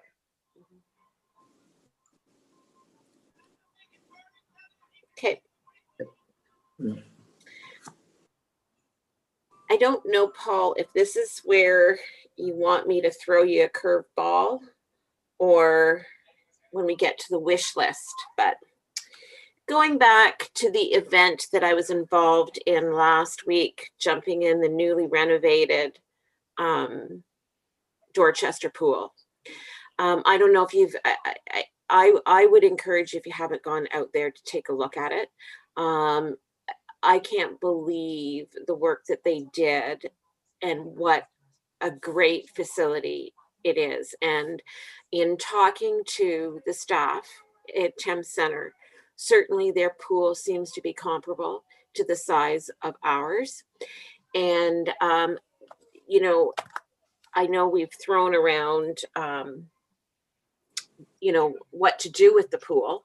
And we have obviously invested over the last couple of years some dollars to keep it going. But I think we all know that at some point we're going to have to make a decision about it. And the work that they did on the pool, and it came in, this did not include the fencing. So without the fencing and the upgrades to their pool house, they came in with their renovation at less than $1 million. I think it was 900 and some odd dollars. And they took out their diving board. They put those, you know, the racing things that they've got at each end. They've made it accessible through a ramp system. There's a water feature in it, and then it's a whole new deck. And I was quite surprised when they told me the price tag on that. So it's just, obviously it's not something that we're going to tackle next year, but I guess my initial thought was that I saw this renovated pool or facility that is, as I say, comparable to the age of ours, that was able to have been renovated at what I think is at a reasonable cost, considering the dollar amounts that have been thrown about a new pool and all of that. So I'm just putting out there for kind of future discussions. So I don't think we should lose sight of that. No, they did a fantastic job out there. They did something similar, I believe, in South Huron, where they were creative with their ramp. They didn't have to do too much to their pool either. And I definitely have been looking at all these things, saying that there's a better way maybe than how it was looked at before. Renovate with keeping the cost down. Yeah, the company that did the renovation, he was there, and he's familiar. He's very familiar with our pool, and you know, he said, you know, your pool's not as big as the Thames Center one, so you know, it could come in at even lower cost. But anyways, I was just so impressed. I couldn't believe it. I'll definitely reach out to them, and maybe I can have a visit. Yeah. You can't go for a swim though. They took the water out. That's all right.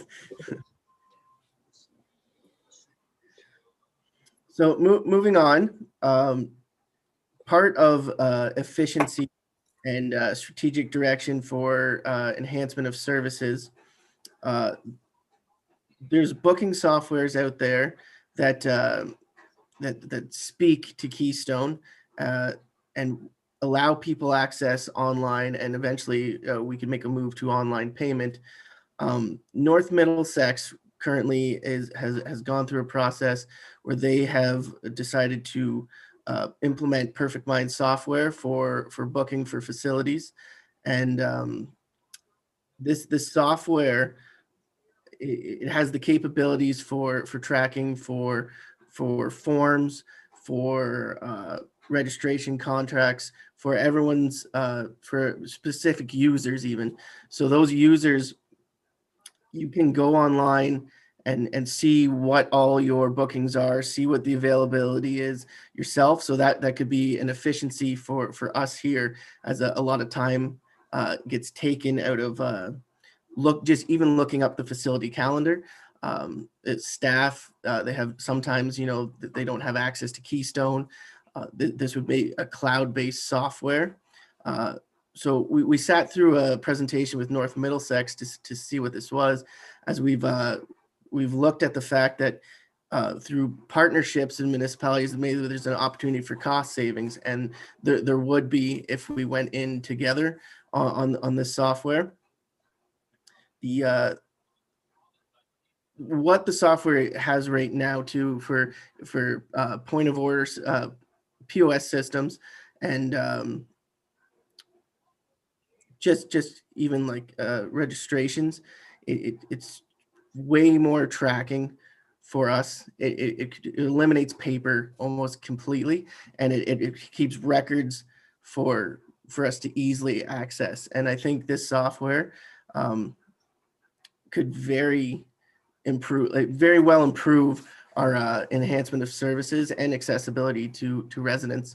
I mean, they can go online, they can see what they've got, they can see what's available, and we simply either approve or don't approve, as well as you can associate each thing. With COVID-19, for instance, we require everyone to submit a return to play. We require them to do screening. You can have that all associated with the rental.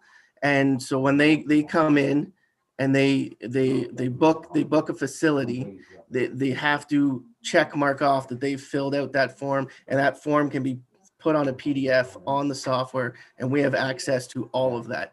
Same with like day camps or programming. The instructors, they can have health concerns, they can have approvals from parents. They have access to all that on their attendance sheet. So this would by far enhance our service levels and bring us to a modernization. It's important to note too, the City of London has just implemented this with their programming not too long ago. And a lot of our users use City of London facilities. They also use North Middlesex facilities, as we have people from North Middlesex come use our facility. So as Jeff had said earlier, there's a benefit to doing what your neighbor's doing and kind of working together. It's a coordinated effort, I think.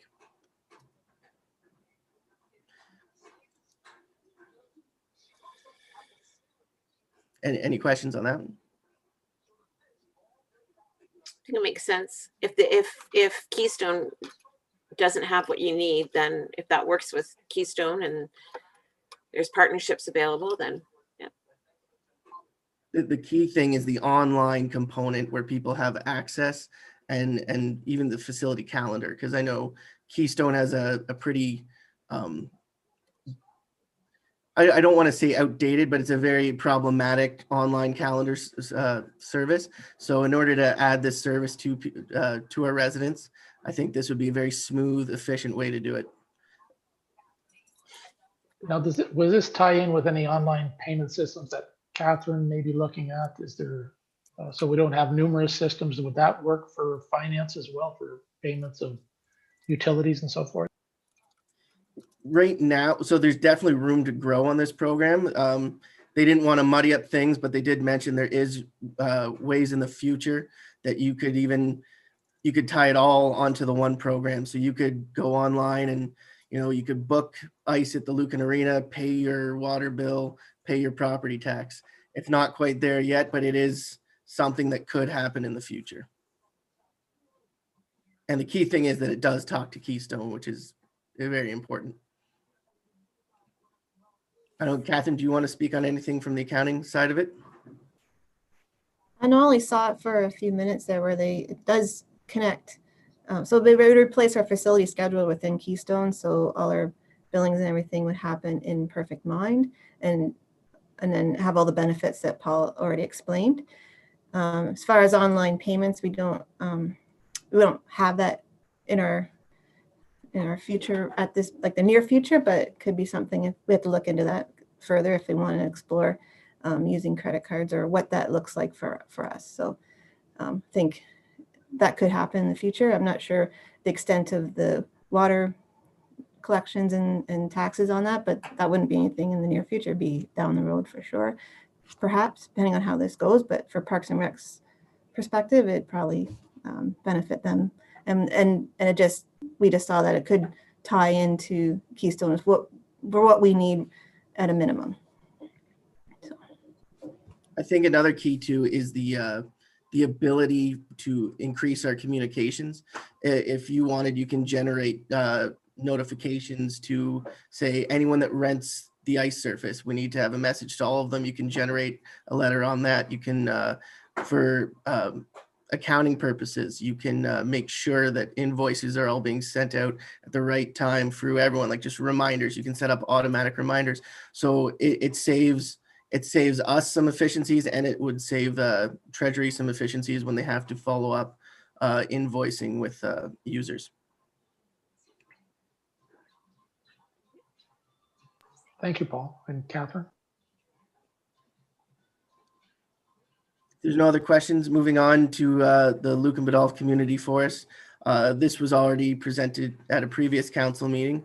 The main conversation for us is, you know, with grant approvals, the cost to the township is only $1,800 for the preparation of the land and the seeding. But then I guess we should talk to, like, at what, if there's anything else we wanted to put to that. The ground, say we wanted to make a parking turnaround area. I know Jeff and I had discussed that might be an appropriate thing to do. We could do that ourselves, and that would maybe go $5,000 to $7,000 just for material, but then that would just be kind of an entrance way. So all in all, you'd be looking at $6,800 to $7,800 probably. And then I guess if you want any sign for recognition as well, the construction of the signage.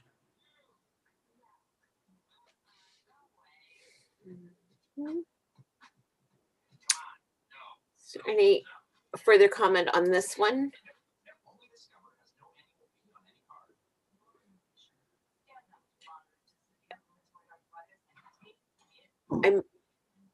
I might just say on that too. I mean, I know we're not making any decisions, but again, I mean, what you presented to council, I mean, was very extensive and you know, a great wish list of what the space could be.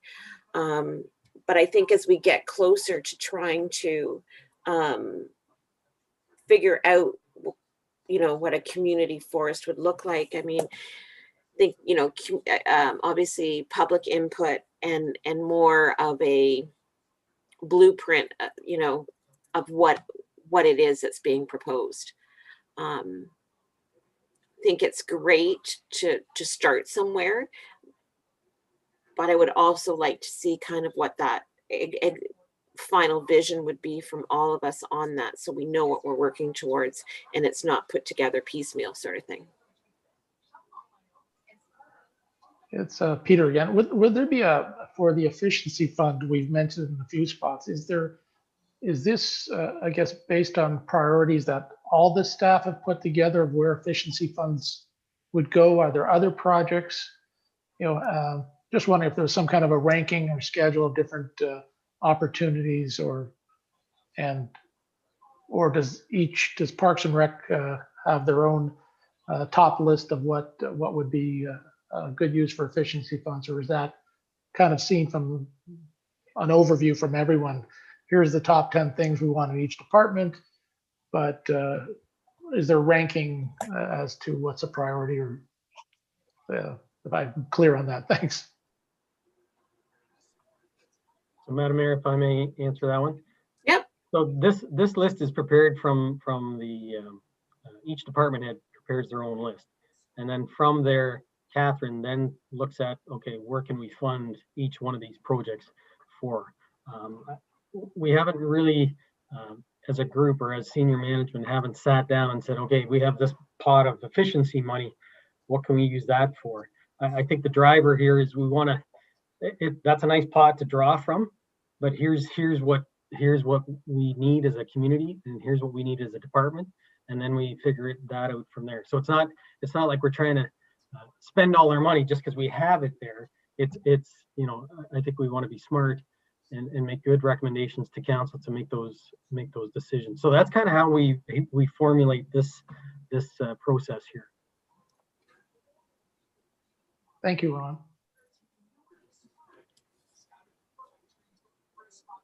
If there's no other questions, moving on from some wish list items that have been identified. Market Street Park, band shell and stage, outdoor ice rink. Last time we looked at outdoor ice rinks, obviously refrigeration would be a key thing, and the last pricing on that was around 300,000.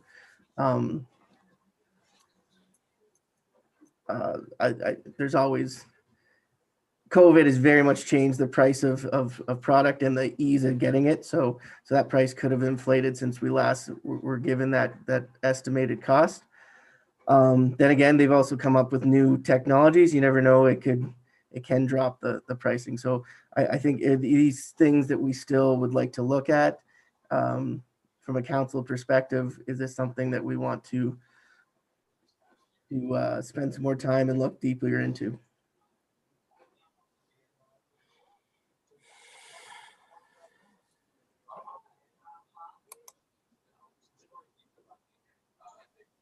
Yeah, I would need more information, costs, timelines, benefits, just kind of an outline of the projects and what, obviously there'd be a public consultation, or these are key priorities with the funds we have. I like, and what the other thought I have coming out of this is, the environmental side, we're talking about forests, we're talking about the floating island wetlands, which are great. Do we need another, instead of the Parks and Rec, or maybe there seems to be a lot of work coming around the environmental side, even with projects that Jeff Little's talking about with potential funding. I'm not sure if that's an option that we may look at as a committee or group to form with community support and with people with expertise potentially in a community in those areas that could help us put a greater framework around priorities and maybe grant options and how to move forward. And on this wish list, I think with the unknown, with the funding of the arena project, it's going to be a goal. There's a lot of, with the skate park and different things being moved, and it was the mayor mentioned about the pool, like this wish list in particular. I think there's a lot of balls in the air. For myself, I don't think there should be a lot of time spent on this in particular wish list compared to previous slides. I guess is just my comment. Yeah, without the funding for phase 2 announcement, it's made it very difficult, because you don't want to commit to a lot in this year if we're going to have that one major capital, and that has been part of the discussion we've had at the management level. The floating, for the environmental issues as well. So ABCA has been key in these conversations when looking at these projects, which is great. The one thing I want to comment on the floating island wetlands is the benefit to those, if it's something we end up wanting to look at and go forward with, is that it could become an example project for say our stormwater management pond, where the municipality would pay for this capital cost for the first one and see how it goes. And then for further development, we could make that part of the development plan, that these were a requirement for stormwater management. And then we would only incur the cost of maintaining it, which is actually they're replaceable parts.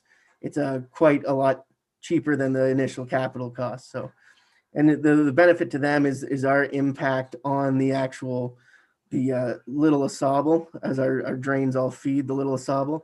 So the benefit to them is it removes biosolids, and it can reduce the pathogens, and it also creates a nice habitat, as well as it does cooling to the water, which is all beneficial to downstream fish and wildlife. So it could definitely reduce I sitting through the presentation, it could definitely be something that would reduce our impact on our local ecosystem. I think with this wish list, I mean, it's no secret. I've said this for years that I like the idea of creating some sort of community, hub's not the right word, but a place, a sense of place. And of course, that's where this band shell stage comes from, in having very, and I'm saying very, very, very, very informal talks with some members, you know, of the Lions Club. You know, I think there could be some interest with the Lions Club to do something more with Market Street Park, but that, again, that has to be a vision, and that would be something like I would say for your Parks and Rec committee to kind of put on the list of things that you're working towards. The floating island wetlands, that one is of extreme interest to me because I do see that there's probably opportunity with ABCA, again, from a green standpoint. You know, if you're going to, you know, put any of your spare time into it, that's the one that I think would probably be of interest to come back with a dollar figure sooner rather than later.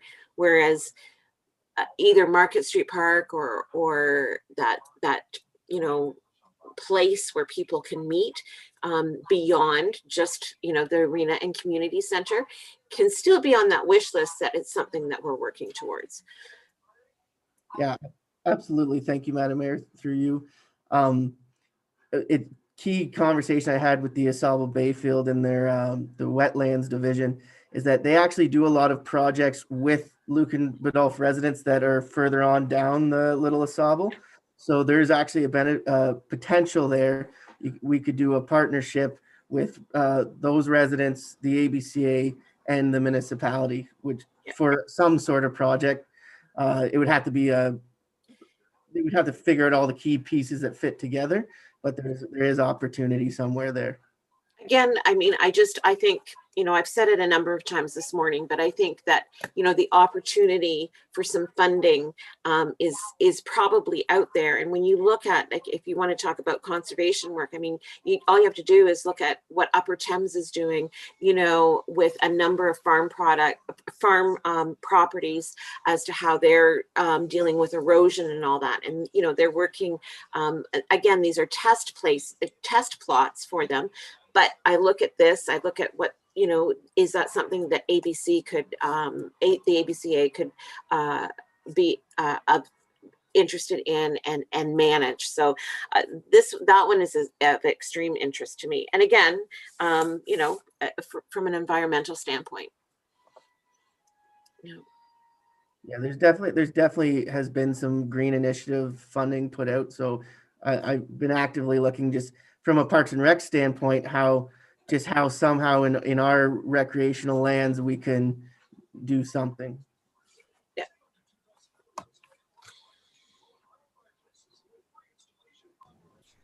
Is that all you had, Paul?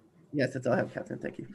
I'll just mention, add to, like, we put the items on the wish list so just to get a feel if there's something that council would like us to spend more time on and pursue. Sounds like there's interest there and you want more information, and that we could start saving for. It doesn't have to happen in the next couple years, but we could start putting funds away into savings for projects such as this, Market Street enhancement or something, if that's what council or further with PRAC want to do. But that's why we kind of listed those here in this presentation. So the next part of is I'm going to talk about debt repayment because it's part of our capital in our financials. It's part of our capital area, and it's not that interesting, but we do have one final payment for our public workshop, so that's good news. And just so that you know that some of these are funded through the reserves as well, so that some of the money can all just go to projects. We have to pay off what we've already put in place. So we have the public workshop that's going to be paid off next year.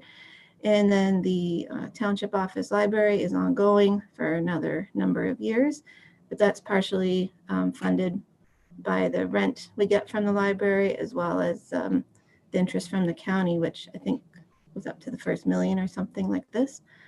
And then we have our daycare addition that's more recent, but that's fully funded from the tenants, which is currently the YMCA. So. Dave, question. Just refresh my memory, the development of the industrial lands, is that a loan or no? Or was that just paid, or maybe Ron can help out with that. How the development of that, the storm retention pond, that expense? I'm sorry, I missed the first part of your question, Dave. Can you? The development of the industrial park or industrial land, just how was that funded again? Or was that just paid out of reserves and there is no loan? Is there anything we're paying back on that internally? Yeah, you're correct. It's internal. We didn't borrow any money for that. So it was basically paid from our savings account, if you want to call it that. So we're still in the hole, I guess is the best way to describe that. It depends what happens with the sale of the potential sale of any phase 2 lands in there. Hopefully that'll bring us out of the hole. So I think going into that process, council, we weren't looking to make money, but conversely, we weren't looking to lose a whole lot of money either. So until such time as all those lands are sold, we're not going to be back up to that break-even point. Okay, thanks. And further to that, if we, so we did pay it out of reserves, any costs we had for what we sold. But as we get industrial assessment on there, we can use that to then replenish the reserves that we used. It's kind of the idea, the direction that we might go. Catherine, Peter, question. So I see the reserve funds and I'm looking at it as, you have somebody that's got to have money on deposit and maybe not be earning a lot at the bank, let's say a quarter of a point or half of a point. And we're borrowing money at a very good rate, that maybe 1 or 1.5%. But for that, and I know there's restrictions around what you can and can't do, but sometimes I look at, let's say, the efficiency funds. We've had 400,000, let's say, in there for about a year. And I'm not sure how that's restricted. Could those funds have actually been used to pay down one of our higher interest loans?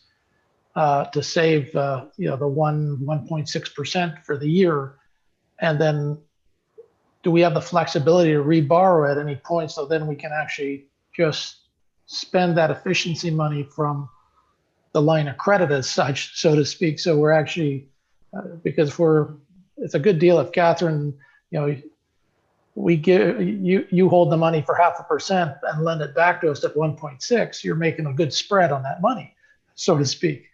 If that's the rate. So is there a way of kind of reducing interest costs from those reserve funds that we have?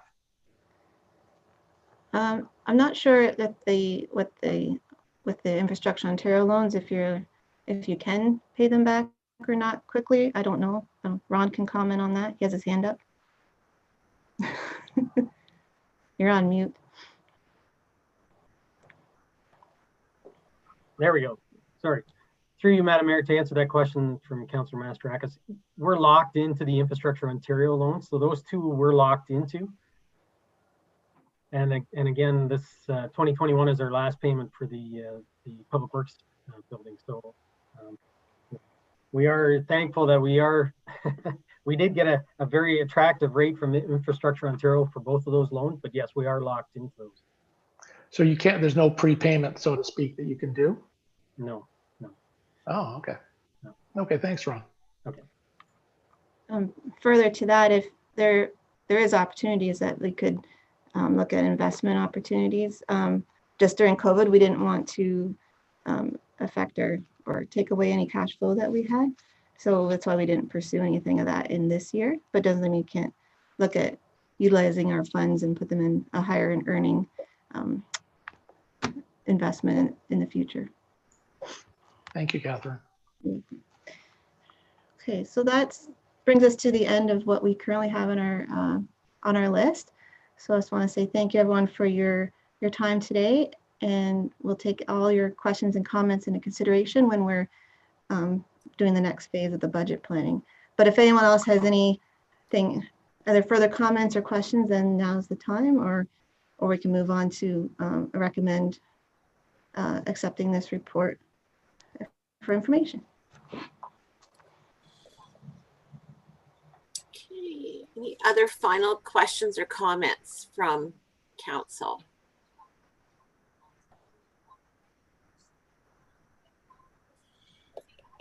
Okay, well, so I would entertain a motion then to accept the capital budget planning presentation for information then. Councillor Westman and Councillor Regan, all opposed? And that's carried. Before we move into the bylaws, just once again, I just want to thank staff for all of that. It's a lot of information for us to digest. And as it was said repeatedly throughout the morning, we're not making any final decisions today, but it certainly gives council an idea of what's on the horizon and the direction we're moving in. So I hope that, you know, the comments that you got back from us, that you kind of get a sense of you know, directions that we're interested in, and we can work through this together. So, okay, so if there's not any other comments, we do have a confirming resolution. So resolved that if no one speaks to these bylaws on their first, second, and third reading, I'm going to sneeze. That they be considered to have been read a first time and passed, read a second time and passed, read a third time and passed, and that they be numbered 56-2020, the confirming bylaw. Can I get a mover and seconder for that, please? The Deputy Mayor and Councillor Regan, all opposed? And that's carried. And then we just need a motion that council meeting be adjourned at 7 minutes after 11. Councillor Westman and Councillor Regan, all opposed?